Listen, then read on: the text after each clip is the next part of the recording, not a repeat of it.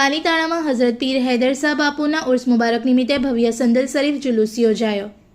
પાલીતાણા શહેરમાં કોમી એકતા, ભાઈચારા અને આસ્થાના પ્રતીક એવા સરકાર હઝરત પીર હૈદર શાહ બાપુના પવિત્ર ઉર્સ મુબારક નિમિત્તે દર વર્ષે યોજાતો 3 દિવસીય ધાર્મિક કાર્યક્રમ આ વર્ષે પણ શ્રદ્ધા અને ભક્તિભાવ સાથે ઉજવાયો।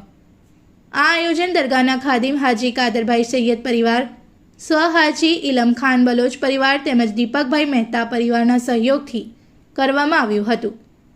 સંદલ શરીફના ભવ્ય જુલુસમાં સમાજના રહેબર પીરે તરીકત અલ્હાજ સૈયદ સરકાર સજ્જાદ બાપુ, સૈયદ સરકાર કૌસર બાપુ, સૈયદ સરકાર અબ્બાસ બાપુ સહિત અનેક મહાનુભાવો ઉપસ્થિત રહ્યા અને દરગાહે હાજરી આપી દેશ દુનિયાની સુખ શાંતિ માટે દુઆઓ કરી।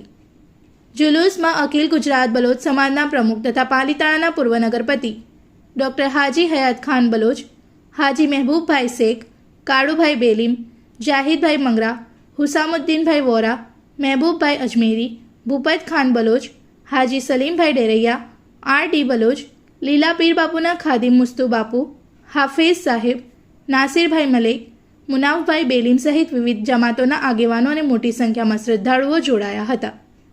દેશના વિવિધ રાજ્યોમાંથી આવેલા મહેતા જૈન સમાજના ભાઈ બહેનોએ પણ આ પવિત્ર પ્રસંગે હાજરી આપી હતી।